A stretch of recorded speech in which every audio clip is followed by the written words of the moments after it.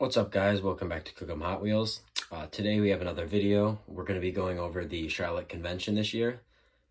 We're going to talk about the cars, the prices, and pretty much if it's worth it to go to these conventions and why. So just to get into it, make sure you guys subscribe, like the video. We like to come out with more of these. We're a new channel, and I'd love to see this grow.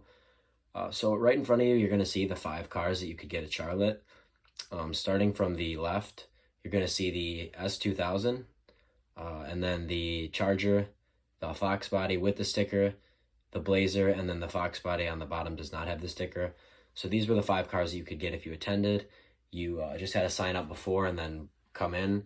It was $80 for a ticket to the convention if you could get one, and that was online or if you send it in. Those were hard to get online. I think I got mine like within a minute, 30 seconds of it coming out, and they sold out within like 8 minutes. But basically the breakdown of the price for the convention, it's $80 a person for the tickets. Then when you get there, you get a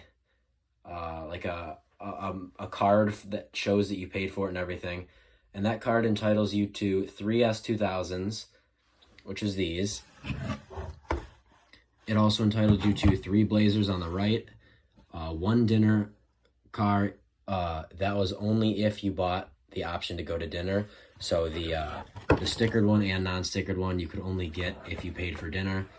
You could not just get that for attending. But then the finale cars, the Charger right in the middle, that you also got with your membership. Each of those cars was $35.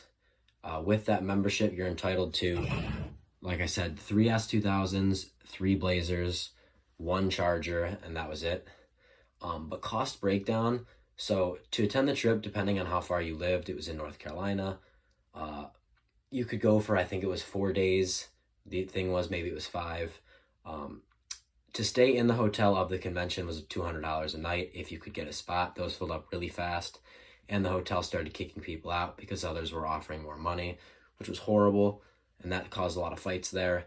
But it was, if you stayed off about 15 minutes away, you could get a hotel for about $110 to $120 a night, and then the drive down there depending on how far, gas and everything. But besides that, there really weren't many costs associated besides food and everything. So the convention itself is definitely worth it. You could pay for the ticket and everything itself just by selling these cars because everybody wants them that couldn't attend. Right off the bat, the S2000 was worth $200 to $210 each. That's what they were going for right away.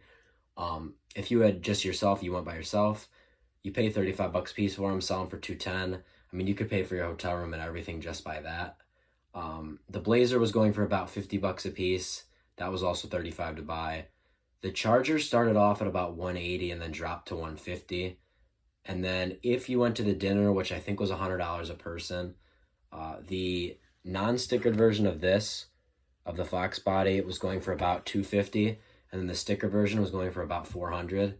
So it was definitely worth it. And then at the dinner, you have the chance to buy more of these. I did not attend, so I'm not sure how much it was per car. I'm assuming $35, but you could buy a ton of them there. So overall, the show is definitely worth it. You meet a ton of great people. You actually get a ton of great deals there. Just because it's cash and everything, some people are well below eBay on a lot of these. They definitely had a lot of stuff, and it's a lot of fun. You walk around the hotels. There were 2 hotels, probably about 100 or 200 rooms just filled with Hot Wheels and Hot Wheels sellers just selling off collections and stuff like that. It was an awesome experience, and the fact that you can make it free just by selling the cars that you're given is just, it's an awesome piece. But we're going to look all of these over. First, we've got the Fox Body Mustang, which you got at dinner, like I said. There's this and the stickered one. The stickered one is different because they only gave 600 of these out, and you had to be at dinner to get one. I bought one off someone who went. There's only 600 stickers, and you had to have a dinner ticket to get one.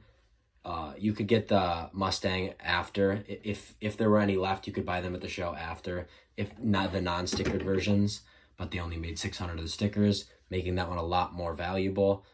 It's currently going for about $350, just the car alone, no shirt or anything. And then right now, the non-stickered version is going for about $200.